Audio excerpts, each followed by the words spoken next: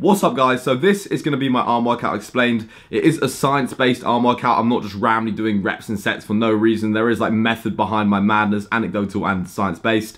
It's worth noting that I don't actually have an arm day. When I first started training, I did have an arm day, I had a shoulder day, I did a bro split. Because I missed triceps and biceps when I did chest and back, I'm catching up on the volume, I'm making sure I'm not missing out on the reps and sets, and I'm doing an arm day today. And also, you guys know it's fun to have an arm day, and all the movements I'm going to show you are going to be isolation movements. They're going to be movements that only use one joint, which is going to really target a specific muscle or muscle group. First exercise is going to be something a bit heavier than normal. I'm going to go down to around 6 to 8 reps and do around 3 to 4 sets on this. So I'm doing 4 sets on all these exercises. You could do 3 if you haven't been training as long as me or don't feel like you need to. But anyway, 4 sets, 6 to 8 reps. So I'm going heavy on this first movement. And the reason behind that is that I really want to focus on using more weight, progressively overloading the muscle, getting stronger. Because if you're getting stronger, you're gonna be adding size. Like, it's inevitable. But the main reason we're starting with a heavy lower rep bicep exercise is because the majority or a slightly higher number of muscle fibers in the bicep are comprised of fast twitch fibers. So that's going to respond to stuff like more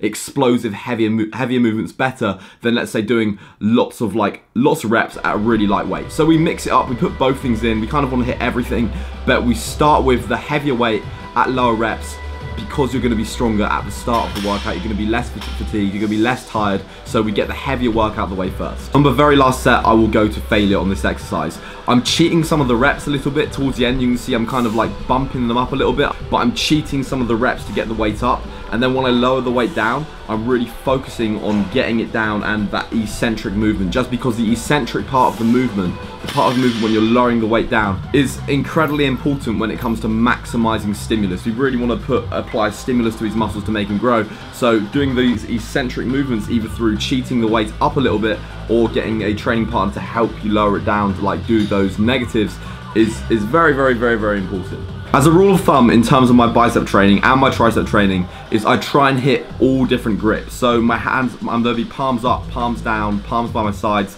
The only grip I don't really do when doing biceps is a kind of palms down towards the floor grip, just because that's going to hit more forearms, and I don't really train forearms, there's not much point in it. So I basically try and hit the biceps from every single angle. Biceps are made up of a long head and a short head. So the long head's on the outside, the short head's on the inside, and by doing these different hand grips, you're going to hit slightly different parts of a biceps. And the same thing applies to the triceps as well. Second exercise is going to be incline dumbbell curls. You can see I've got the bench on a slight incline, not too far back, not too far up. And I'm basically just doing a nice, slow, alternating dumbbell curl. So pick a nice light weight. On this one, we're gonna go high reps. You're gonna go anywhere between 8 to 12 reps, 3 to 4 sets again. Imagine like you're tipping your thumb outwards and really squeezing your bicep at the top of the exercise. Lower it down nice and slowly on the eccentric, and then when that arm is completely down, then bring the next arm up. So we do anywhere between 8 to 12 reps on those ones.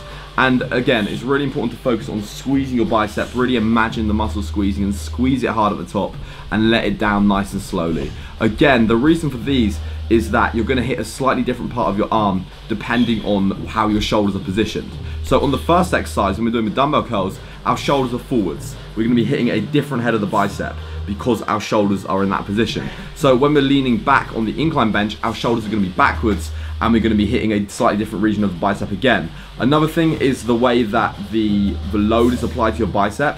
When we're standing up with our shoulders forwards, the maximum amount of load is going to be on the first half or first third of the movement as you're lifting the weight off the ground. And after you get like beyond 90 degrees, you don't get that same amount of torque.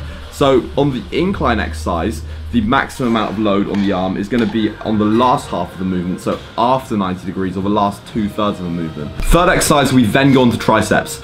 I like to do incline skull crushes with an easy bar. The reason I like to do them at an incline is just because I find it takes a bit of tension off your shoulders. It's a much nicer position to do them in. Like, honestly, if you do like flat skull crushes, like, you will never go back to doing flat ones after trying incline ones. Like, it's so nice. But same thing applies as the first bicep exercise. We're going to be doing 4 sets, hitting around 6 to 8 reps, going a little bit heavier, just for the same reason we did earlier in terms of muscle fibers and getting it out the way first, because you're going to be stronger at the start of the exercise. It's important to start light on these and really warm up as if anything, just because they can like niggle your tendons in your elbows. So if these are hurting, just start light and gradually increase the weight. But the main thing is going to be with these and every other single exercise you should be doing is progressively overloading. 4 sets on those, 6 to 8 reps on those. And yeah, all I can basically say is make sure your shoulders are tucked back. You're going to want to keep your arms nice and upright, so your triceps, the upper half of your arm is going to want to be facing the ceiling, and then just bend at the elbow and lower the weight down towards your forehead. In terms of grip width, I tend to go around shoulder width apart. So the position that the shoulders are have a lot to play in terms of what muscle you're activating in the triceps as well, or what part of the triceps you're activating, I should say. I'm doing single arm overhead dumbbell extensions. On these, you basically just do a one-hand shoulder press to get it up. I've got one hand around the back, and that's not to make it easier so much. It's more just to really isolate the tricep and take any kind of tension off my shoulder. So all the weight is being moved and supported by the tricep.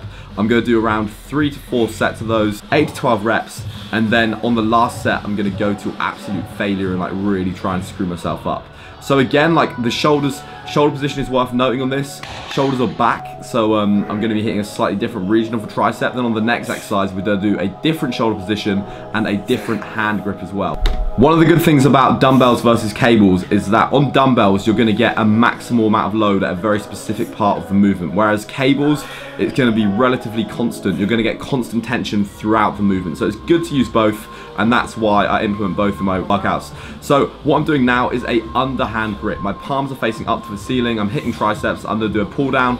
I'm up the reps again. So I'm going to do 4 sets of 15 reps. As with all these exercises, it's really, really important to squeeze. So at the bottom of the exercise, I'm pausing for a minute, really squeezing my triceps. My arms are only bending to 90 degrees as well. So when I bring the weight up, there's always going to be a 90-degree bend in my arms, and that's when I'm going to stop.